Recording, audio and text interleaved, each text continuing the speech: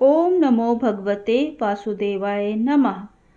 देवगुरु बृहस्पति को बुद्धि और शिक्षा का कारक माना जाता है। गुरुवार को बृहस्पति देव की पूजा करने से धन, विद्या, मान सम्मान, प्रतिष्ठा और कई अन्य मनोवांछित फल की प्राप्ति होती है।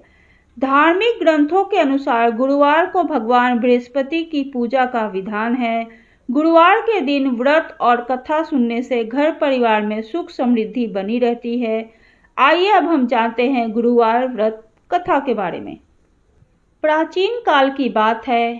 एक राज्य में एक बड़ा प्रतापी और दानी राजा राज करता था। वह हर गुरुवार को व्रत रखकर दीन दुखियों की मदद करके पुण्य प्राप्त करता था, परंतु ये बात उसकी रानी को अच्छी नहीं लगती थी। वह ना तो व्रत करती थी और ना ही दान पुण्य में विश्वास रखती थी। इतना ही नहीं, वह राजा को भी ऐसा करने से मना करती थी।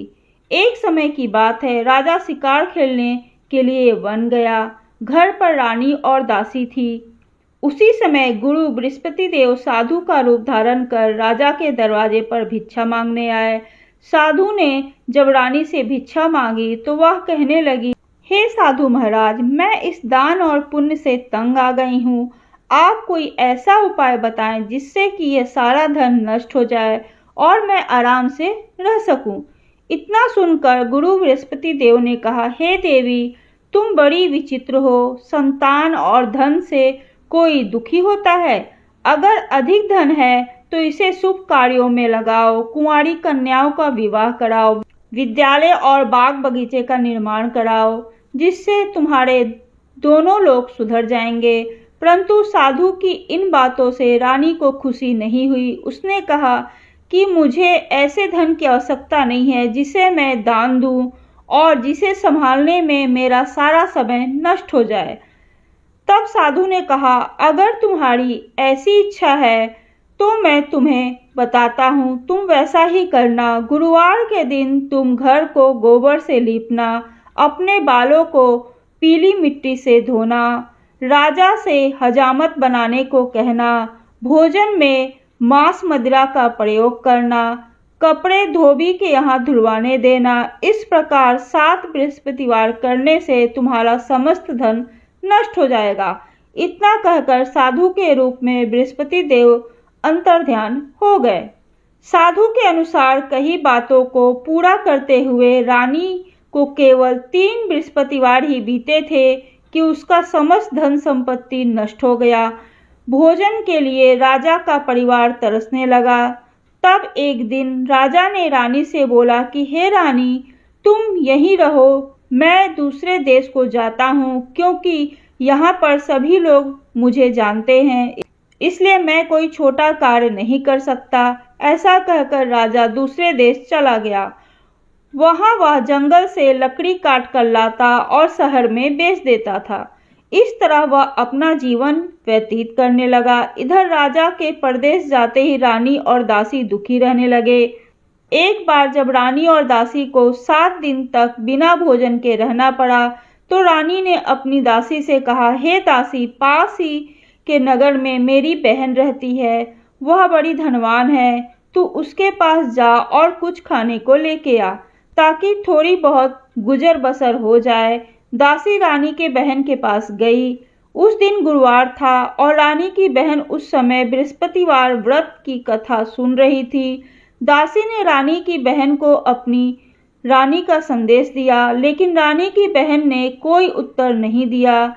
जब दासी को रानी की बहन से कोई उत्तर नहीं मिला तो वह बहुत दुखी हुई और उसे क्रोध भी आया। दासी ने वापस आकर रानी को सारी बात बता दी। ये सुनकर रानी ने अपने भाग्य को कोसा। उधर रानी की बहन ने सोचा कि मेरी बहन की दासी आई थी, परंतु मैं उससे नहीं बोल पाई। इससे वह बहुत ही दुखी हुई। कथा सुनकर और पूजा समाप्त करके वह अपनी बहन के घर आई और कहने लगी, हे बहन, मैं बृहस्पतिवार व्रत का कथा सुन रही थी, तुम्हारी दासी मेरे घर आई, परंतु जब तक कथा होती है तब तक ना तो मैं उठती हूँ और ना ही मैं कुछ बोलती हूँ, इसलिए मैं उससे कोई भी बात नहीं कर पाई। बताओ दासी, तुम क्यों आई थी? रानी बोली, बहन तुमसे क्या छुपाऊं, हमारे घर में खाने तक को अनाज नहीं है। ऐसा कहते कहते रानी की आंखें भर आईं। उसने दासी समेत पिछले 7 दिनों के भूखे रहने की पूरी बात अपनी बहन को बता दी। रानी की बहन बोली, देखो बहन, भगवान बृहस्पति देव सबकी मनोकामना को पूर्ण करते हैं। देखो शायद तुम्हारे घर में अनाज रखा हो। पहले तो रानी को विश्वास नहीं हुआ, पर बहन के आग्रह पर उसने अपनी दासी को अंदर भेजा तो उसे सचमुच में अनाज से भरा हुआ घड़ा मिला। ये देखकर दासी को बड़ी हैरानी हुई। दासी रानी से कहने लगी, हे रानी, जब हमको भोजन नहीं मिलता तो हम व्रत ही तो करते हैं, इसलिए क्यों ना इनसे व्रत और कथा की विधि पूछ ली जाए ताकि हम भी व्रत कर सकें। तब रानी ने अपनी बहन से बृहस्पतिवार व्रत के बारे में पूछा।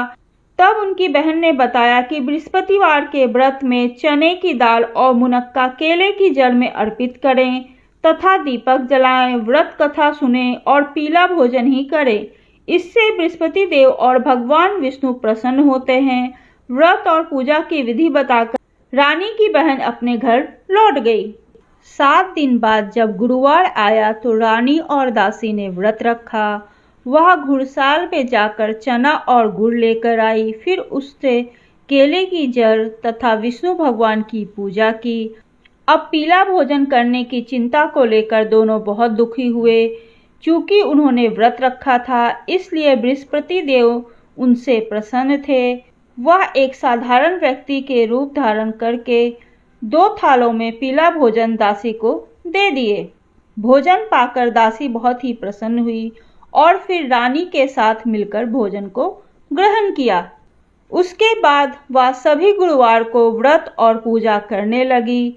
बृहस्पति देव की कृपा से उनके पास फिर से धन संपत्ति आ गई, परंतु रानी फिर से पहले की तरह आलस करने लगी।